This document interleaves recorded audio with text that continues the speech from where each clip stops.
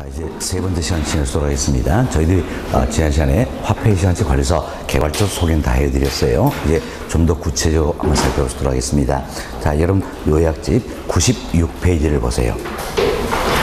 자, 요약집 96페이지 보시면 자, 1번 챕터 미래가치다. 이제 양권 1번 예제가 나와 있죠. 이 예제 통해서 우리가 이 6가지 중에 뭘 구할 것인가 이걸 참연습을 하자라는 겁니다. 자, 예제 봅시다. 자, 자녀 대학 입학금 마련을 위해 3천만 원을 5년 만기 정기예금에 가입하려 한다. 자, 5년 후 찾을 수 있는 금액은 얼마인가 묻고 있지요. 자, 그럼 어떤 이제 3천만 원이죠. 이때 3천만 원은 일시불일까요? 연금일까요? 일시불이다. 쓰기죠? 자, 보세요. 정기예금에 가입한다 그랬어요. 그럼 정기예금에 가입할 때는 목돈 넣는 거잖아요. 그리고 투자기간은 5년이에요. 5년 동안 더 이상 납입하는 금액은 있어요? 없어요? 없잖아요. 딱 한 번이니까 3천만 원 뭡니까? 일시불이다. 이걸 우리 이제 찾았다는 이야기예요. 찾았다. 자, 그래서 이제 일시불 이거 하나 찾았습니다. 다음 5년 후 찾을 수 있는 금액은 얼마니까? 5년 후니까 뭘 구하라는 이야기? 미래가치. 그렇죠? 그럼 결국은 뭘 구하라는 이야기예요? 일시불에 미래가치 구하라는 것이다. 이걸 찾으면 우리가 어때? 식은 만들어 볼 수 있겠죠? 어떻게 만듭니까? 일시불 곱하기 자, 일시불에 미래가치를 구하기 위한 잡아서 뭡니까? 일시불에 미래가치 계수다. 할 수 있겠죠? 자, 다만 이자율 몇 프로예요? 연복리 10%가 되겠죠? 기간은 몇 년짜리입니까? 5년짜리가 된다. 이렇게 보시면 되겠어요. 밑에 일시불은 얼마입니까? 3천만 원이 되겠지요. 3천만 원. 자, 그리고 여기 이제 연복리 10% 5년짜리 일시불의 미래가치 수 이것만 어때? 곱해주면 된다는 이야기예요. 그럼 자, 지금 우리 시험에서는 이 값을 어때? 대체로 주어집니다.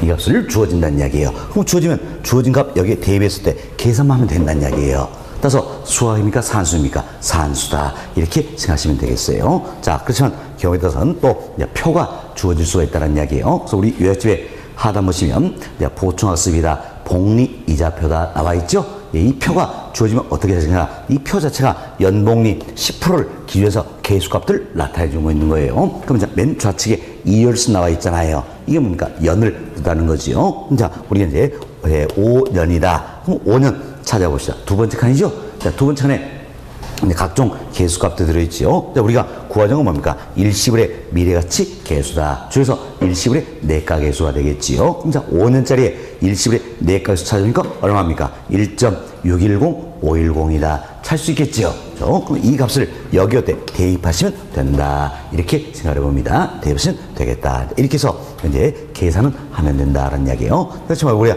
이걸 또 이제 산식을 통해서 구할 수도 있다라는 이야기예요. 사실 저희들이 지난 시간에 미래가치 3가지, 현재 3가지 모두 6가지였어요. 여기서 산식은 딱 2가지만 말씀드렸습니다. 자, 일시불의 미래가치 구하는 거, 일시불의 현재치 구하는 거 2가지만 말씀드렸죠? 나머지는 여튼 깨끗이 다 포기하는 거예요. 포기해놔서 2가지만 산식으로 연습해 보시면 되겠어요. 자, 일시불의 미래가치는 어떻게 합니까? 퓨처 밸류는 일시불, 프레젠트 밸류 곱하기 1 플러스 R의 n승이다. 여기에 그대로 대입하시면 되겠지요. 대입하면 자, 그래서 이제 자, 일시불 얼마입니까? 3천만 원이 되겠죠? 3천만 원 곱하기 1 플러스 자, 이제 몇 프로입니까? 10%죠? 0.1에 몇 년짜리예요? 5년짜리다. 이렇게 생각하시면 되겠습니다. 이가 계산인데 항상 이 값을 구할 때는 여러분들이 계수값 먼저 계산하는 게 더 유리한 방법이에요. 근데 1 플러스 0.2가 얼마입니까? 1.1이 되겠죠?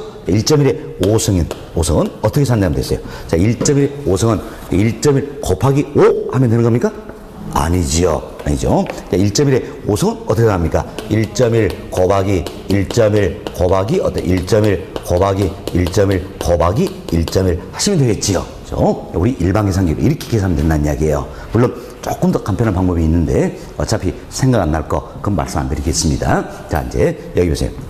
그럼 이렇게 해서 계산 보면 1.1 곱하기 1.1 5번 해야 될 거 아니에요. 그렇죠? 중간에 몇 번인지 까먹어버리죠.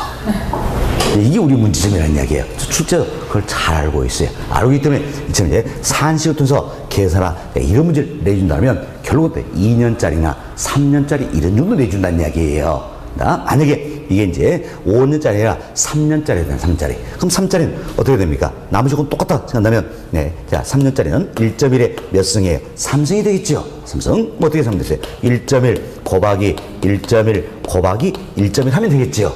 그럼 이 값을 먼저 계산하고 여기에 이제 얼마 곱해버리면 되겠어요? 3천만 원 곱해버리면 되겠다. 이렇게 생각하시면 되겠어요. 아시겠죠? 됐습니다. 이런 문제는 저희들이 7, 8호 관에서 또 이제 계산 문제는 다뤄드릴 수 있겠어요. 그리고 본 과정에서는 계산보다 더 중요한 건 뭡니까? 바로 이 예제를 통해서 6가지 중에 뭘 구할 것인가? 아, 일시불에 미래가치 구하는 건 이걸 찾는 상황이 더 중요한 거예요, 지금은. 아시겠죠? 그럼 일시불에 미래가치를 구한다. 이걸 찾으면 뭘 활용합니까? 일시불에 미래가치를 활용한다라는 겁니다. 이런 걸 연습하는 게 더 중요한 것이다. 생각을 해보시면 되겠습니다. 됐습니다. 자, 다음 이제 우측 페이지 한번 봅시다. 요약집 97페이지예요. 양월 2번 예제가 나와 있죠. 이 예제 봅시다. 주택 자금 마련을 위해 올해 말부터 10년 동안 매년 말에 1,000만 원씩 정기적금에 가입하려 한다. 이자율 연시볼 때 10년에 살 수 있는 금액은 얼마인가? 자, 일통에서 우리가 뭘 구할 것인가 찾아보자는 이야기예요. 자, 보세요.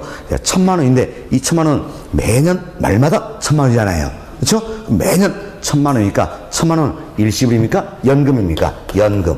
하나 찾았죠? 연금 하나 찾았어요. 다음 10년 후 얼마인가? 10년 후니까 뭘 구하라? 미래가치. 결국 뭘 구하라는 이야기예요? 연금의 미래가치를 구하라. 그 얘기잖아요. 그럼 연금의 미래가치는 어떻게 하면 되겠습니까? 연금 곱하기 자, 연금의 미래가치 계수다. 쓰겠죠? 그래서 연금의 미래가치 구하기 위해서는 뭘 활용합니까? 연금의 미래가치 계수다. 이걸 활용하는 겁니다. 자, 이자율은 연봉이 10%고요. 자, 기간은 몇 년짜리입니까? 10년짜리다. 이렇게 보시면 되겠어요. 10년짜리다. 자, 그럼 그대로 대입해 봅시다. 자, 연금 얼마입니까? 매년마다 1,000만 원이죠? 1,000만 원. 1,000만 원. 자, 곱하기 자, 이제 연봉이 10% 10년짜리 연금의 미래가치수. 이거 어때? 여기에 대입해 버리면 되겠죠? 네, 되죠. 이게 주어진가 아니면 표를 통해서 찾으면 되겠다는 이야기야. 그럼 표에서 한번 찾아봅시다. 자, 여론요약집 96페이지 하단에 복리 옆에 나와 있죠? 여기서 한번 찾아보세요. 10% 10년짜리 연금의 미래가치 기수다. 10년짜리 연금의 미래가치수 얼마입니까? 15.937425다. 살 수 있겠죠? 자, 이 값을 여기 어때? 대입하시면 되겠다. 이렇게 생각하면 되겠네요. 됐습니다. 자, 다음 우리 또 예제 한번 살펴봅시다. 이제 양호 3번에 예제 나와 있죠? 향후 10년 후 결혼자금 1억 원을 만들기 위하여 정기적금에 가입할 예정이다. 이자율 연시 볼 경우 매년 은행에 적립할 금액을 구한다면, 자, 이 예제를 통해서 뭘 구하시라? 빨리 잡시다. 뭘 구하라는 이야기예요? 적립액. 이거 구하라는 이야기죠? 적립액. 이걸 구하라 이야기예요. 그럼 적립액 이거 구할 때는 어떻게 한다 했습니까? 미래 일정 금액이 있다. 즉 연금의 미래 가치가 되겠지요. 여기에 뭘 곱해주면 되겠어요? 감채 기금계수를 곱해주면 된다. 자, 적립액 구할 때는 뭘 활용한다? 감채 기금계수 활용한다. 할 수 있겠죠? 자, 연봉이 10%짜리고요. 기간은 몇 년짜리입니까? 10년. 10년. 자, 그럼 이때 이제 주은조건 통해서 끝나면 연금의 미래가치다. 미일정금액 얼마입니까? 1억이죠. 1억. 여기에 이제 10% 10년짜리 감증기수는 어때? 찾아서 대입해버리면 되겠다는 거죠. 자, 표에서 한번 찾아보세요. 이 표 자체가 연봉이 10%짜리죠? 그럼 10년짜리 감증기수 찾아봅시다. 자, 2열스 10이 되겠죠? 다음 감증기수 찾아보니까 얼마입니까? 0.062745다. 할 수 있겠죠? 이렇게 해서 대입을 해버리시면 되겠다는 겁니다. 됐습니다. 자, 다음 맨 97페이지 요약집 맨 하단 한번 봐보세요. 맨 하단 보시면 자, 예제가 나와 있죠? 10년 후 1억 원이 될 것에는 토지의 현재 가치는 얼마인가? 자, 잘 보세요. 10년 후에 1억이라고 했어요. 그럼 이때 1억은 일시불입니까? 연금입니까? 일시불. 뭘 가자? 현재 가치. 그럼 자, 얘는 결국 뭘 가라는 얘기야? 일시불에 현재 가치를 구하라. 이 사례가 되겠죠? 그럼 일시불에 현재 가치는 어떻게 합니까? 일시불 곱하기 자, 일시불에 현재 가치 구하기 위한 자본사 뭡니까? 일시불의 현재 가치 계수다. 이렇게 생각하시면 되겠지요. 자, 이제 이자율 연봉이 10%다. 그리고 몇 년짜리입니까? 10년짜리다. 이렇게 생각하시면 되겠죠. 그럼 그대로 대입하시면 되겠네요. 자, 일시불 얼마입니까? 1억이죠? 1억. 1억. 여기다가 연봉이 10%. 10년짜리 일시불의 현재 가치수 찾아보세요. 자, 자, 10년짜리 일시불의 현재 가치수 얼마입니까? 0.38 544입니다. 아시겠죠? 여기에 이 값을 대입하셔서 계산하시면 되겠다라는 겁니다. 하지만 이처럼 이제 일시불의 현재 가치 구하는 것도 우리가 산식을 통해서 연습이 좀 되셔야 되는 거예요. 이제 일시불의 현재 가치 구해봅시다. 자, 프린트 밸류는 자, 퓨처 밸류 곱하기 자, 1 플러스 R의 N승분의 1이다. 그렇죠? 자, 이걸 우리가 계산하기 위해서는 어떤지 이렇게 표현할 수 있겠죠. 자, 프린트 밸류는 자, 1 플러스 R의 N승분의 뭡니까? 퓨처 밸류다. 이렇게 표현할 수 있겠지요. 됐습니다. 자, 그럼 이때 이제 퓨처 밸류 일시불이 얼마입니까? 1억이죠? 1억. 자, 1억이다. 다음은 자, 1 플러스 연봉리 10%니까 0.1이 되겠죠? 몇 년짜리입니까? 10년짜리니까 10승이 되겠다. 이렇게 해서 계산을 하시면 된다는 이야기예요. 그럼 자, 이것도 이제 여러분이 이 생각하시면 되겠죠? 자, 1 플러스 0.1이니까 얼마입니까? 1.1이 되겠지요. 1.1, 10승이다. 그러면 여러분이 이제 이건 이렇게 쓰는 게 좋은 방법이에요. 자, 1을 1.1로 몇 번 나눠주면 되겠어요? 10번 나눠준다. 그래서 1억 나누기 1.1, 나누기 1.1, 나누기 1.1. 있어 어때? 몇 번 하자? 10번. 그럼 임도 마찬가지겠죠? 중간에 다 몇 번 나누는지 까먹어버린다니. 그래서 손으로 또 한 번, 두 번, 세 번 다 있을 수도 있잖아요. 그렇죠? 세 단어도 어때? 이것도 틀려버리더라는 이야기예요. 그죠? 그래서 이런 정도면 반드시 이 계수값은 주어진다는 이야기예요. 다만 여기도 마찬가지예요. 만약에 이 사례가 10년짜리가 아니라 2년, 3년이다. 이렇게 주어지면 산식으로 풀 수 있어야 한다는 이야기예요. 그죠? 만약에 3년짜리면 자, 이 값이 얼마가 됩니까? 3승이 되겠죠? 그럼 결국은 1.1에 3승으로 어때? 나눠주면 되겠다는 겁니다. 그럼 1.1에 3승으로 나눠준다는 이야기는 결국 뭡니까? 1.1로 몇 번 나눠주면 된다? 3번 나눠주면 된다는 겁니다. 어때? 이 정도는 연습될 수 있겠죠? 됐습니다. 그래서 이제 2년, 3년 뭐 이런 정도만 우리가 이제 생각을 해보자라는 겁니다. 됐습니다. 자, 이제 다음 페이지로 넘어갑니다. 98페이지 봅시다. 98페이지 상단에 예제가 나와 있지요. 자, 연간 2천만 원을 20년간 지불하기로 약정하고 원리금 균등한 대출 받고자 한다. 이달 연시프로의 경우 받을 수 있는 대출금은 얼마인가? 결국 이해는 뭘 구하라는 이야기야? 대출금. 그럼 대출금이 의미하면 뭡니까? 연금의 현재 가치다. 할 수 있겠죠? 우리 제가 설명드렸잖아요. 이 연금의 현재 가치는 원리금 균등한 대출금을 의미한다. 그럼 대출금 구하려면 반드시 뭘 떠납니까? 연금의 현재 가치다. 이렇게 생각하시면 되겠습니다. 됐습니다. 자, 그럼 우리가 이제 연금의 현재 가치 이걸 구해보자는 이야기야. 그럼 연금의 현재 가치는 어떻게 하면 되겠어요? 연금 곱하기 연금의 현재 가치 계수가 된다. 그래서 연금의 현재 가치, 즉 대출금 구할 때는 뭘 활용합니까? 연금의 현재 가치 계수를 활용한다. 이렇게 생각하시면 되겠지요. 자, 연봉이 10%고요. 자, 기간은 몇 년짜리입니까? 자, 20년짜리죠? 20년짜리다. 이렇게 생각하시면 되겠습니다. 20년. 자, 이때 연금은 얼마가 되겠습니까? 자, 연간 2천만 원이니까 몇 년마다 2천만 원이다. 2천만 원이 뭐가 됩니까? 연금. 그럼 연금은 2천만 원이 되겠지요. 여기에 연금의 현가계수 곱해주면 되겠다라는 겁니다. 자, 그럼 어떤지 20년짜리 연봉리 10%, 20년짜리 연금의 현가계수 찾아보세요. 자, 20년짜리 연금의 현가계수 얼마입니까? 8.513564다. 할 수 있겠지요. 그럼 이 값 여기 대입하시면 되겠다. 이렇게 해서 대출금 구할 수 있다. 그래서 여기 대출금 이야기 나면 이건 모르면 돼. 연금의 현재 가치를 의미하는 것이다. 이 구에서는 뭘 활용한다? 연금의 현재 가치를 활용한다. 이렇게 생각하시면 되겠어요. 다음 하단에 예제 하나 더 들어있죠. 장기 주택 자금 대출 통해 1억 원의 주택 담보출을 연 10%의 고정금리로 20년 동안 매년 원리금을 균등하게 상환에 약정하였다. 매년 지급해야 할 원리금 지불액은 얼마인가? 뭘 구하라는 이야기야? 원리금 균등해서 대출받고 매기마다 얼마씩 갚아라. 제가 상환액 구하라 그 내용이잖아요. 원리금 상환액 구하라 그 얘기예요. 자, 처음 자, 원리금 상환액을 구해보자. 자, 이는 어떻게 하면 되겠습니까? 바로 대출받는 금액이 있겠죠? 연금의 현재 가치는 대출금이에요. 여기에 뭘 곱해준다? 저당 상수 1 곱해주면 되겠다. 자, 연봉이 10%고요. 기간은 몇 년짜리입니까? 20년짜리죠? 20년짜리다라는 겁니다. 그래서 이제 대출금 연금 현치는 얼마예요? 1억이지요. 1억. 1억 여기다가 이제 연봉 10% 20년짜리 저당 상수 찾아보세요. 얼마입니까?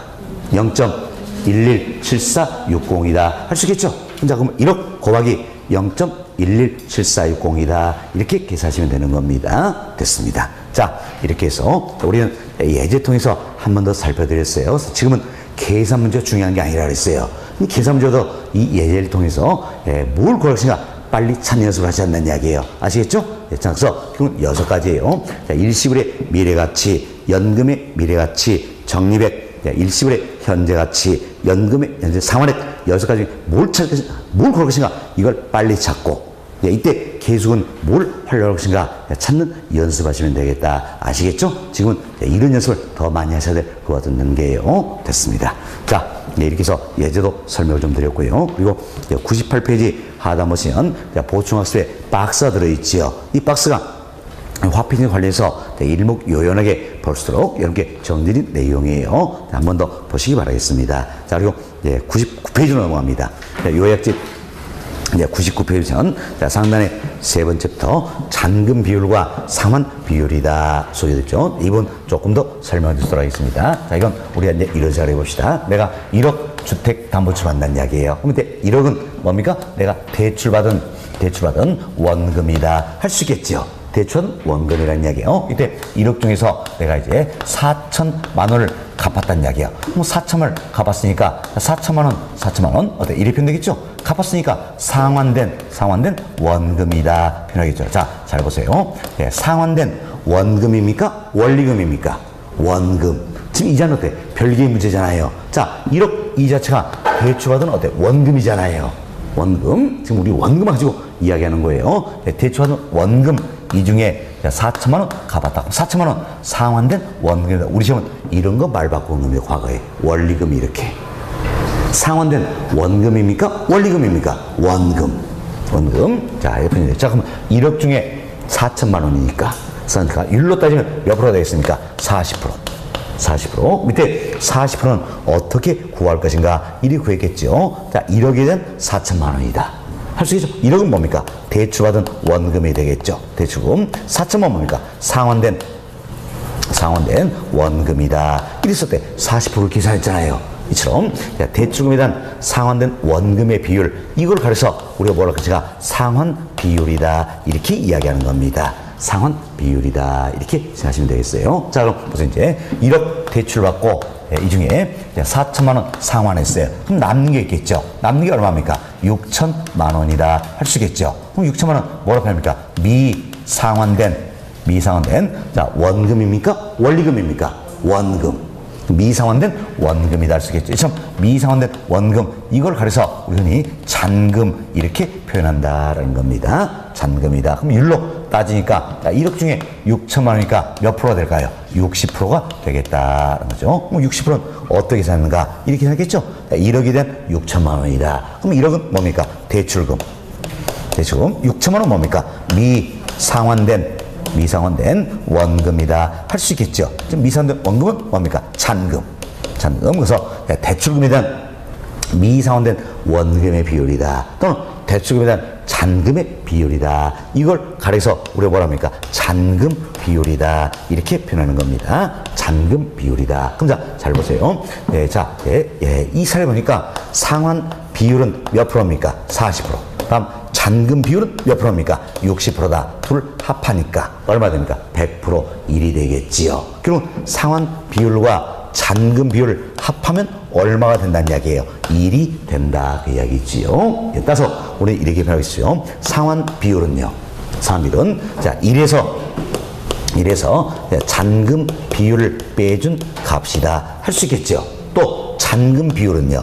1에서 어때? 상환 비율을 어때? 빼준 값이다. 할 수 있겠죠. 이렇게 해서 이해해서 보시면 종종 이제 이런 걸 또 묻는 겁니다. 자, 1에서 잔금 비율을 차감한 값을 상환 비율이란다. 맞지요? 다음 1에서 상환 비율을 차감한 값을 뭡니까? 잔금 비율이란다. 이렇게 생각하시면 되겠습니다. 그래서 생각해보세요. 1에서 잔금 비율 이거 빼주면 갚은 거죠. 상환 비율. 다음 1에서 상환 비율 갚은 거 빼주면 남는 게 있죠. 뭡니까? 잔금 비율. 잔금 비율 이렇게 이해를 좀 해놓으시면 되겠습니다. 다음 조금 이제 어려운 내용을 말씀을 좀 드리는데 여기 보세요. 자, 저희들이 잔금 비율이다. 그래서 잔금 비율 어떻게 표현했습니까? 대출금에 대한 미상환 원금, 즉 잔금의 비율 이 자체가 지금 뭐가 되는 겁니까? 잔금 비율이다 할 수 있겠죠. 잔금 비율이다라는 이야기요. 이걸 우리 한번 나타내 보겠는데, 자, 우리 이런 가정을 해봅시다. 내가 20년 만기로 대출을 받는다는 이야기예요. 자, 20년 만기로 대출을 받습니다. 대출 받고 5년 후에, 자, 5년 후에 잔금 비율이 어떻게 되시나 이걸 구해보자라는 이야기예요. 구해보자. 예, 자, 그럼 어때? 자, 잔금 비율은 그 문제 어떻게 구합니까? 대출금에 대한 미상환금, 잔금의 비율이 되겠죠? 비율인다. 이걸 우리가 이제 나타내보자는 이야기예요. 나타내는데, 자, 잘 보세요. 자, 지금 몇 년 만기로 대출을 받았어요? 20년 만기로 대출을 받았다. 할 수 있겠죠? 20년 만기로 대출을. 예, 자, 이 시점에 잔금 비율은 어떻게 나타납니까? 대출금에 대한 미상환금, 잔금의 비율이라는 이야기예요. 그럼 대출금은 이 당시에 때 대출받은 금액이 되겠죠? 그럼 우리가 대출금은 뭘 의미한다 했어요? 연금의 현재가치를 의미한다는 겁니다. 그럼 자, 연금의 현재자, 우리 선생님 여기서요. 예, 자, 원리금 균등은 대출금은 뭘 내갑니까? 연금의 현재가치. 이걸 의미한다는 이야기예요. 자, 그럼 연금의 현재가치는 어떻게 구합니까? 연금 곱하기 연금의 현재가치 계수다 할 수 있겠죠. 계수. 자, 이자율 주지 않습니까? 그냥 편의상 R%. 기간은 몇 년짜리입니까? 20년짜리죠. 20년 대출을 받는 거니까. 그렇죠? 기간은 총 20년짜리다라는 이야기예요. 20년짜리다 이렇게 생각하시면 되겠어요. 자, 다음 그래서 이제 우리가 미상환금 이걸 이제 계산해 보겠는데 보세요. 이 시점에 잔금 비율을 구하자는 거잖아요. 그럼 결국 이 시점에 뭘 찾는 겁니까? 미상환금. 그렇죠? 잔금이다. 그럼 이 시점에 미상환 원금 잔금이라는 이야기는 결국 남은 이 기간 동안 갚아내는 대로 원금이 되겠지요. 그죠? 네, 이 시점에, 잘 보세요. 이 시점에 미상환된 원금, 잔금이라는 것은 남은 이 기간 동안, 이것 또한 갚어 나가야 될, 상환해야 될 원금이 된다는 이야기예요. 우리 이래서 할 수 있겠죠. 이 시점에 대출 일으키고, 이 기간 동안 갚아 나간다. 똑같은 의미가 되겠지요. 그래서, 네. 자, 우리가 5년 후에 미상환 원금, 잔금은 뭘 의미할 것인가? 이 시점에서 남은 기간을 정해서 대출과 쓴 금액을 의미한다는 겁니다. 자, 다시 보세요. 자, 지금 우리는 이 시점을 기준하는 겁니다. 이 시점에서 미상환 원금 잔금이라는 것은 이 시점에서 남은 이 기간 동안 어때? 갚아 나가야 될 원금이다 할 수 있겠죠. 그래서 네, 이 시점에서 대출 다시 일으키고 이 기간 동안 어때? 원금 상환한다. 똑같은 내용이잖아요. 그죠? 그래서 네, 5년 후에 자, 이 사례를 통해서 5년 후에 미상환금 잔금이라는 것은 이 5년 후에 이 시점에서 남은 기간을 정해서 대출과 쓴 금액을 의미하는 것이다. 즉 대출금이에요. 대출금은 연금의 현재가치죠. 어떻게 봅니까? 연금 곱하기 자, 연금의 현재가치 계수다 할 수 있겠죠. 자, 이자율은 R%가 되어 있고요. 자, 기간은 이제 몇 년짜리 될까요? 15년짜리지요. 이 시점에서 대출받는 거니까 남은 기간 적용해서 이건 대충하니까 15년짜리다라는 겁니다. 그럼 우리가 이 자체가 결국 뭡니까? 잔금 비율이 된다 알 수 있겠죠? 잔금 비율. 그럼 여기 연금 약분해 버리니까 결국은 뭐만 남습니까? 연금의 현재가치 계수다. 이것만 남다는 이야기예요. 남다. 그래서 우리가 연금의 현재가치 계수 1등에서 잔금 비율을 구할 수 있어요, 없어요? 있다라는 이야기지요. 연금의 현재가치수 1등에서 잔금 비율 구할 수 있다. 그럼 자, 우리가 연금의 현재가치수 1등에서 잔금 비율을 구할 땐 어떨 것인가? 어떻게 하실까? 보세요. 예, 전 기간에 대한 잔여 기간이다. 이렇게 생각하면 되겠죠. 전 기간이 몇 년짜리 있어요? 20년. 1등에서 본다면 잔여 기간 몇 년입니까? 15년. 그렇죠? 그래서 전 기간의 연금의 현재가치 계수에 대한 잔여 기간의 연금의 현재가치 계수다. 이렇게 해서 우리가 잔금을 구할 수 있어요, 없어요? 있다. 그 이야기지요. 있다. 자, 그럼 잘 보세요, 이제. 자, 그러니까 이 어떤 연금의 현재가치 계수, 연금의 현재가치 계수 1등에서 어때? 대출금 구할 수 있는 거지요. 다음, 네, 연금의 현재가치 계수 1등에서 때 미상환 원금, 잔금 구할 수 있어요, 없어요? 있지요.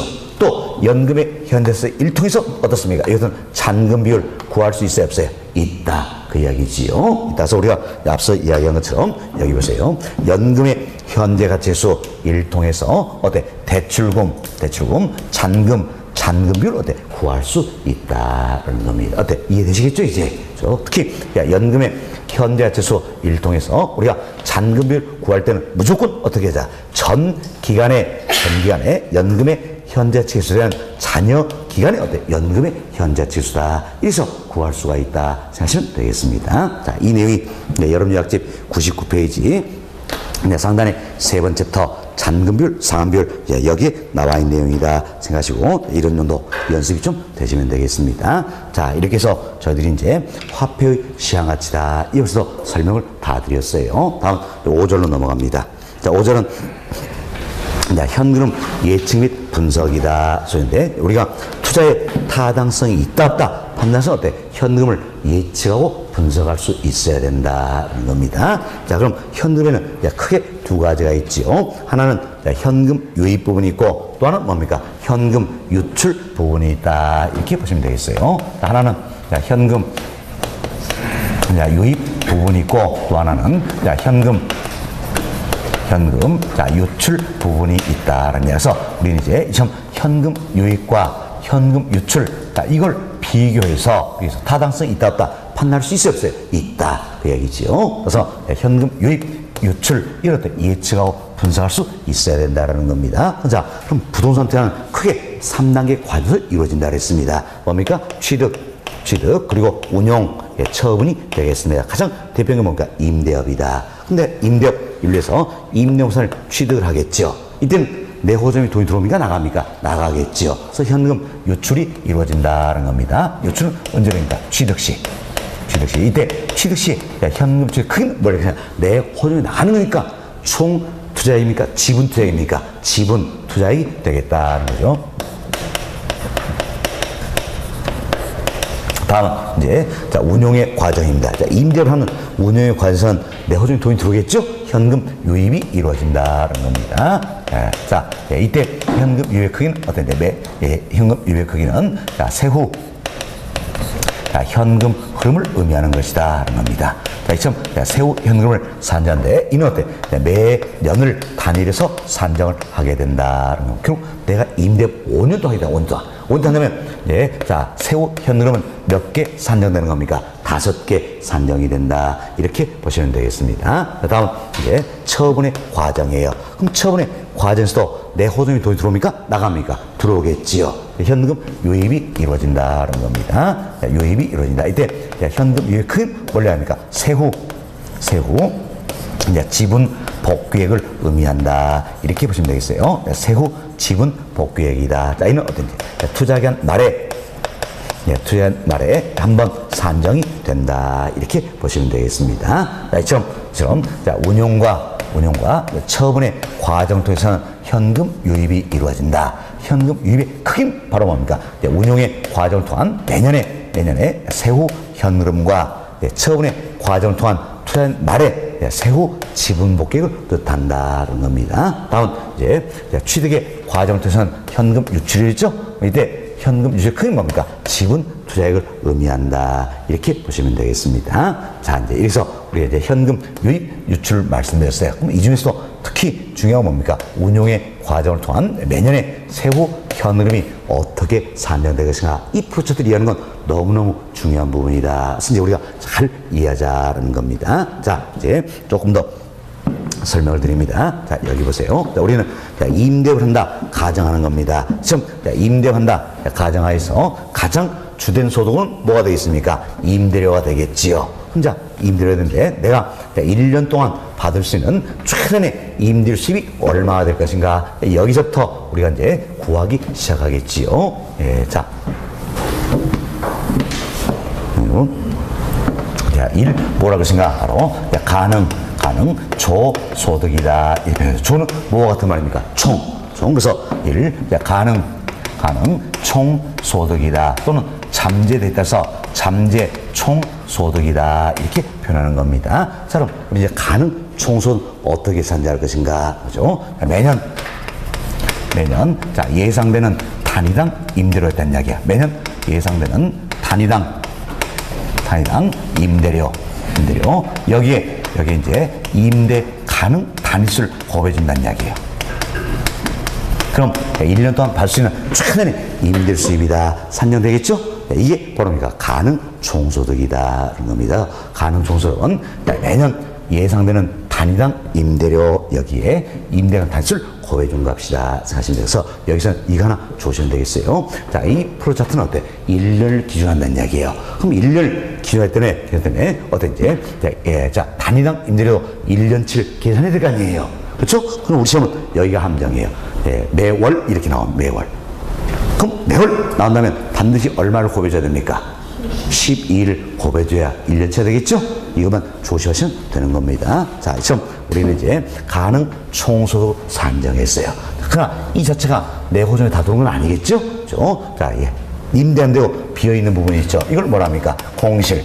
다음, 임대는 해줬지만 임대료 못 받는 부분이 있어요. 이를 뭐라 합니까? 불량부채다. 그래서 불량부채는 다른 말로 대손 충당금이다. 이래 표현합니다. 대손 충당금이다. 자, 이는 못 받는 거니까 가능 총소득세 빼줘야 되겠지요. 다음은 임대용산 취득에서 임대보다 보면 가장 주된 소득인 임대료 이외에도 또 다른 소득을 얻어볼 수 있겠죠. 그래서 자판기 수입이다. 지하 주차장 운영 수입이다. 참 또 다른 소득을 얻어볼 수가 있다. 이걸 모두 모아서 뭐라 합니까? 기타 소득이다. 표현하죠. 기타 소득은 나에게 들어오니까 더해줘야 되겠죠. 참 가능 총소득에서 공실 및 불량부채를 빼주고 기타 소득을 더해주면 이제 어때? 실제 총소득이 산정이 된다. 이걸 가려서 뭐라 합니까? 유효 조소득이다. 이렇게 하겠죠. 이는 다른 말로 유효 총소득이다.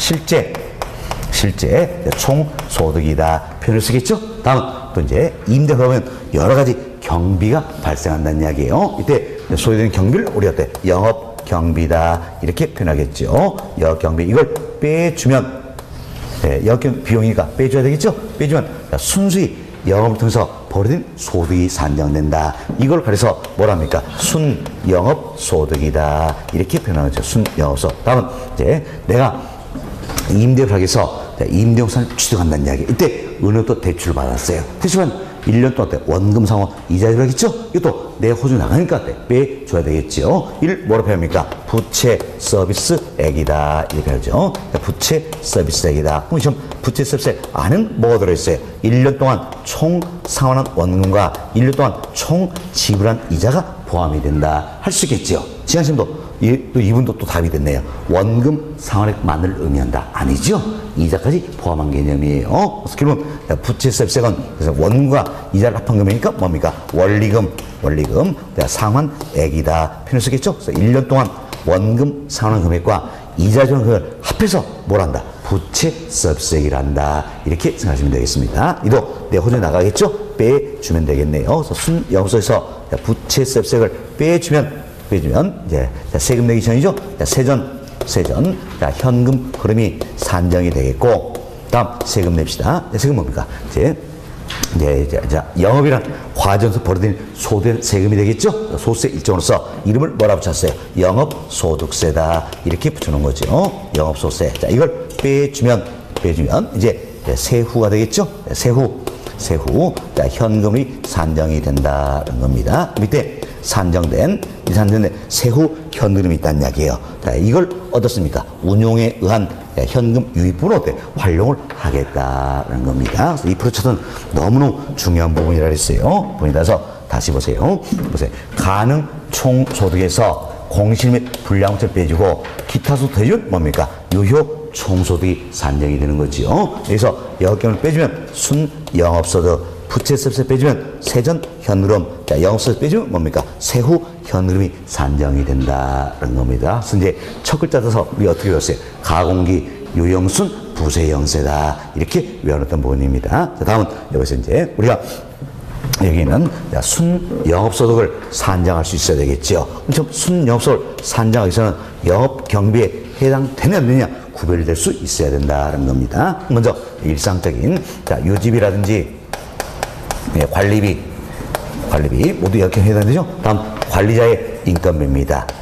소유자가 아니에요. 관리자의 인건비 그리고 각종 수수료 수수료, 이도 역경비에 해당이 되죠. 다음 세금 관리선 재산세입니다. 자, 재산세는 임대차 기간 동안 발생 세금에서 비용 처리해 주겠다는 이야기예요. 다음은 자, 화재 보험료도 역경비에 해당이 되는 거지요. 자, 이외에도 임차인 모집하기에서 광고비 지출할 수 있겠죠? 뭐 광고비라든지. 다음은 뭐 수도료, 전기료, 전화료, 뭐 등등등이 역경비에 해당이 된다 생각하시고 꼭 이건 기억하세요. 자, 보세요. 재산세, 화재, 보험료 이들은 역경비에 해당이 된다 안 된다? 된다. 자, 다음은 여기서 이제 공실 및 불량부채입니다.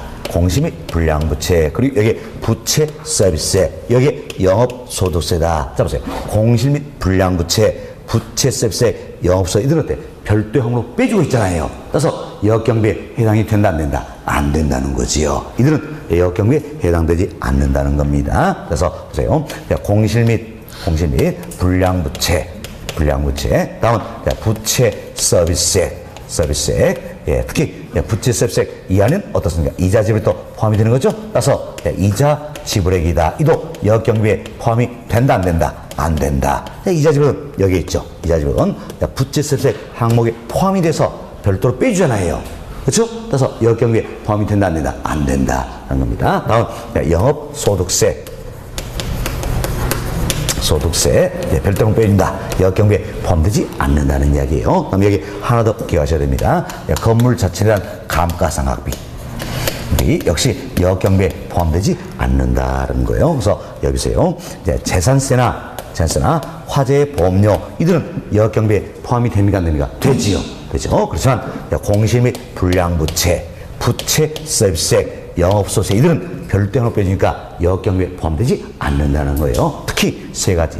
자, 이자 지불액, 감가상각비, 영업소득세 이들은 역경비에 포함이 된다 안 된다? 안 된다. 생각하시고 세금은 또 잘 비교가 되셔야 되는 겁니다. 자, 보세요. 이 영업소득세는 역경비에 포함이 된다 안 된다? 안 된다.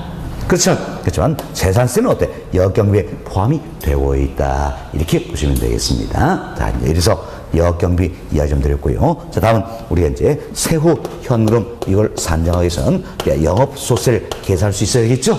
항상 세금을 계산할 때는 뭡니까? 과표, 과세 대상 소득을 산정을 해야 된다. 우리는 순영업소득 기준으로 산정할 수도 있고 세전 현금 기준으로 산정할 수도 있다는 이야기여서 순영업소득 기준 한번 이야기해 봅시다. 순영업소득 기준하면 순영업소득이 어때? 대체 중간금은 더해주는 거지요. 이자 지불액과 감가상각비를 빼준다는 이야기예요. 이렇게 해서 과세 대상 소득을 산정하고 여기에 세율을 곱하면 뭡니까? 영업소득세다. 이게 산정이 되는 거예요. 영업소득세다. 이게 산정이 된다. 이렇게 보시면 되겠습니다. 됐습니다. 자, 그럼 이분도 우리 첫 글자에서 어떻게 했어요? 순대이감. 기억 잘했죠? 순대이감. 이렇게 기억 잘했습니다. 그럼 자, 여기서 이제 영업소득세를 산정하기 위해서는 감가상각비 알아야 돼, 몰라야 돼요? 알아야 되겠죠. 좀 전에 감가상각비는 영업경비에는 포함이 됩니까 안 됩니까? 안 되잖아요. 안 되죠. 그렇지만 우리가 이제 영업소득세 산정에서는 어때? 감가상각비를 알아야 된다. 이렇게 보시면 되겠어요. 그래서 감가상각비는 언제부터 고려된 겁니까? 영업소득세 산정할 때부터. 이때서부터 감가상각비가 고려가 된다. 따라서 감가상각비의 영향이 반영된 소득은 바로 뭡니까? 세후 현금이다. 할 수 있겠죠. 됐습니다. 다음 해봅시다. 이처럼 우리가 과세 대상소 산정하면서 이자 지불액과 감가상각비는 어때? 빼줬다는 이야기예요. 뭐 때문에? 세법상 비용으로 인정되기 때문에 두 가지 빼준다는 이야기예요. 빼준다. 그럼 자, 이 두 가지를 빼주니까 여기에 해당하는 그만큼 과세 대상 소득이 어때? 낮아진다. 할 수 있겠죠. 그럼 동일한 세율 조정도 세금이 줄어든다. 그래서 절세 효과를 얻을 수 있다. 이것은 장점이 있다. 이건 우리 지난주도 이야기했던 내용입니다. 됐습니다. 자, 이렇게 해서 우리가 이제 영업소득세를 산정한다. 영업소득세 산정해서 여기에 대입하면 되겠지요. 그래서 세전 현금에서 영업소득세를 빼주면 뭐가 되는 겁니까? 세후 현금이 산정이 된다. 이렇게 생각하시면 되겠습니다. 됐습니다. 자, 이렇게 해서 플로차트 설명은 다 드렸고요. 다음은 여기 보세요. 이제 우리가 유효 총소득을 산정하고자 한다는 이야기예요. 그럼 유효 총소득 산정에서는 어디까지 알면 되겠습니까? 여기까지 알면 되겠다는 얘기죠. 자, 보세요. 유효 총소득 산정하면서 영업경비 알 필요 있어요, 없어요? 없죠. 그리고 재산세, 납부액 인정문제 알 필요 없더라는 얘기예요. 다음 부채세세 알 필요 있어요, 없어요? 없죠. 이자지불액 알 필요 없더라. 영업소득세, 감가상각비 알 필요 없다라는 이야기예요. 여기까지만 알면 되겠다라는 겁니다. 다음은 이제 순영업소득을 산정합니다. 그럼 순영업소득 산정에서는 어디까지 알아야 됩니까? 여기까지는 알아야 된다. 아시겠죠? 이거 알아야 순영업소득 산정을 써. 그럼 순영업소득 산정에서는 영업경비 알아야 되겠죠? 그래서 재산세, 냉기인정문제 알아야 된다는 이야기예요. 알았나? 그렇지만 순영업소득 산정에서 부채세세, 이자지불액, 영업소득세, 감가상각비 이들은 알 필요 있어요, 없어요? 없다. 이렇게 생각하시면 되겠습니다. 다음 세전 현금 이걸 산정하자 합니다. 그럼 세전 현금을 산정해서는 이제는 어디까지 알면 되겠습니까? 여기까지 알면 되겠다라는 이야기예요. 그때는 당연히 영업경비도 알아야 되겠고 부채세세 알아야 되겠죠? 이자지불액 얼마인지 알아야 된다는 이야기. 그러나 세전현금을 산정하더라도 영업소득세나 감가상각비는 알 필요 있다 없다? 없다. 이렇게 보셔서 여러분들이 우리 시험에 이런 문도 종종 또 나오는 겁니다. 자, 유효 총소득을 산정해서 필요한 항목은 모두 몇 개인가? 박스형 이렇게 나온다는 이야기예요. 또 순영업소득을 산정해서 필요한 항목이 아닌 것은 이렇게 나온다는 이야기예요. 다음 어때? 여러분이 가공기용수는 부재용수다. 얼른 적으시고 자, 유효 총소득 산정에서는 어때? 여기까지 알면 되겠다. 순영업소득은 어때? 여기까지. 다음은 세전현금은 여기까지 알면 되겠다. 이렇게 생각하시고 문제 보시면 전혀 이상은 없을 겁니다. 됐습니다. 다음 우리 이제 크기를 한번 비교해 보도록 하겠습니다. 크기를 비교하겠는데 여기 보세요. 우선 유효 총소득이 있죠. 자, 유효 총소득과 순영업소득 이 크기를 비교해보자는 이야기예요. 크기 보면 항상 어때? 유효 총소득이 크다는 걸 알 수 있겠지요. 그다. 다음은 이제 순영업소득과 세전현금 이걸 비교해보자는 이야기예요. 그럼 순영업소득과 세전현금을 비교할 때는 주어진 조건을 잘 보셔야 되는 겁니다. 자, 보세요. 순영업소득과 세전현금을 비교해보자. 이때 전액 자기자만으로 투자가 이루어진다는 이야기예요. 그럼 전액 자기자만으로 투자해주면 남의 돈 썼어요, 안 썼어요? 안 썼죠. 그럼 원금 상환 이자도 필요 없잖아요. 이때는 어때? 순영업소득과 세전현금은 어때? 같다는 거 알 수 있겠지요. 다음에 이제 순영업소득과 세전현금을 비교하는데 타인자본을 활용을 하고 있더란 이야기예요. 이때는 뭐가 더 큽니까? 순영업소득이 크다. 이렇게 생각해서 좋은 조건을 잘 보셨다는 이야기예요. 이분도 우리 시험에 이게 답이 된 적이 한번 있었죠. 순영업소득과 세전현금은 동일할 수 없다. OX, X. 경우 뜻은 동일할 수도 있잖아요. 있죠? 이렇게 이해하시면 되겠어요. 자, 다음은 여기는 세전 현금 흐름과 세후 현금 흐름 이걸 비교해 보자라는 겁니다. 세전과 세후 현금을 비교해 보자. 이거 조건을 잘 보셔야 되는 겁니다. 자, 이제 이런 조건입니다. 자, 과세 대상 소득이 있다는 이야기예요. 그럼 세금 내야 될 게 있겠죠. 투자자가 납세 의무자다라는 이야기예요. 이때는 세금 내야 됩니까? 안 내야 됩니까? 내야 되겠죠. 그럼 이와 같은 조건이라면 뭐도 클까요? 세전현금이다. 이렇게 생각하시면 되겠습니다. 항상 주어진 조건을 보시고 크기는 비교하시면 되겠다라는 겁니다. 됐습니다. 자, 이렇게 이해하시고 다음은 여기서 이제 이 프로 차트에 이제 주요한 소득은 5가지가 들어있죠. 5가지. 가능 총소득이다. 유효 총소득이다. 순영업소득. 다음 세전현금, 세후현금 5가지 들어있잖아요. 그럼 5가지인데 이 중에 이제 가능 총소득 그리고 유효 총소득, 순영업소득 이 3가지입니다. 이 세 가지는 보세요. 이자 지불액 공제되기 전이잖아요. 따라서 남의 돈 될 거 다 들어있겠지요. 그럼 뭐에 발생합니까? 총 투자액에서 발생한 부분이다. 그래서 이 3가지는 비교하더라도 뭐가 비교합니까? 총 투자액과 비교를 하게 된다는 겁니다. 다음 보세요. 세전 현금, 세후 현금 이 2가지가 있어요. 이 2가지는 이자 지불액 공제한 다음이잖아요. 그럼 남의 돈 내가 다 빠져나갔다는 이야기예요. 오로지 뭐만 남았어요? 내 돈만 남았지요. 그래서 뭐에 발생한다? 지분 투자액.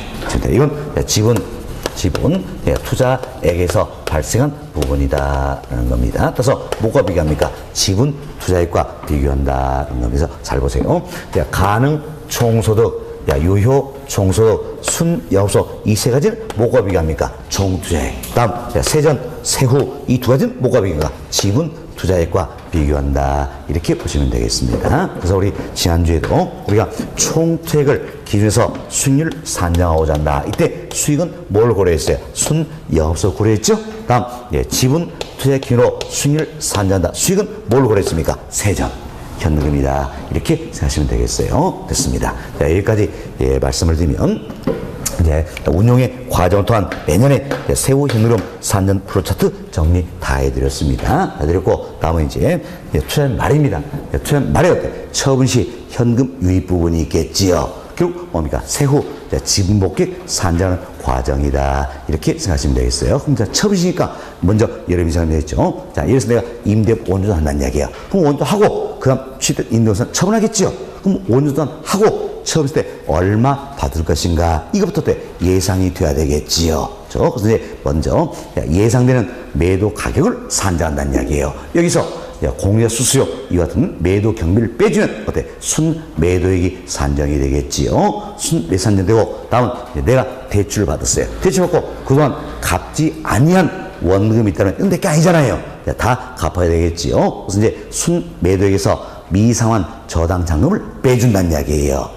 빼준다. 빼주면 세전 지분 복귀액이 산정이 되어 있고 세금 내야 되겠죠? 이때 내는 세금 이름을 뭐라 붙였어요? 자본이득세다. 이렇게 붙였어요. 자본세 빼주면 세후 지분 복귀액이 산정이 된다. 이때 산정된 세후 지분 복귀액 이건 어때? 처분에 한 현금 유입 부분으로 활용하겠다라는 겁니다. 그래서 이거 순서만 잘 생각하시면 되는 겁니다. 자, 먼저 얼마 받고 팔 수 있을까 예상을 했죠? 예상되는 매도 가격에서 매도 경비를 빼주면 뭡니까? 순 매도액이 되겠고 미상환 저당장 빼주면 세전 지분 복귀액, 자본이익세 빼주면 세후 지분 복귀액이 산정이 된다. 이렇게 생각하시면 되겠습니다. 됐습니다. 자, 그리고 이제 여기서 이분 한번 보세요. 자, 봅시다. 자, 우리가 운용의 과정을 통해서 이득을 얻을 수가 있더라. 지금 운용의 과정에서 얻을 수 있는 이득을 뭐라 합니까? 소득 이득이다. 이렇게 표현하겠지요. 소득이 다음 처음에 과정에서 얻을 수 있는 이득이 뭡니까? 자본 이득이다라는 겁니다. 이제 여기 세금 내야 되겠죠? 소득 이득에 따른 세금이 바로 뭡니까? 우리가 지금까지 이야기했던 영업 소득세가 되겠지요. 자본 이득에 세금이 바로 뭡니까? 자본 이득세다. 이렇게 생각하시면 되겠어요. 자본 이득세다 생각하시고 자 보세요. 그럼 이제 처분 시 얻을 수 있는 자본 이득이다. 이게 자본 이득은 뭐니까? 양도 차익이지요. 매매 차익이죠. 여기에 내는 세금이 바로 뭡니까? 양도 소득세가 되겠지요. 소득세. 사실은 양도 소득세. 학자들이 똑같은 말 쓰기 싫어한다 그랬잖아요. 그렇죠? 그래서 자본 이득은 세금이다. 이런 식으로 이름을 뭐라 붙였어요? 자본 이득세. 자본 이득 세금이니까 자본세. 이렇게 이름만 붙여서 보이지. 결국은 뭘 이야기한다? 양도소득세. 이걸 의미하는 것이다. 이렇게 생각하시면 되겠습니다. 됐습니다. 이거 참고하셔서 이 프로차트만 이해만 되시면 되겠어요. 자, 이렇게 해서 저희들이 이제 5절 현금 예측 및 분석이다. 이분도 다 맞춰드렸습니다. 자, 그럼 우리가 지금까지 배웠던 현금 예측 및 분석이다. 그리고 화폐 재치 이런 걸 활용해서 결국은 우리 6절에서 투자의 타당성이 있다 없다 분석을 하게 된다는 겁니다. 자, 잠시 쉬었다가 다음 시간은 6절 이야기 좀 드리도록 하겠어요. 10분 쉬었답니다.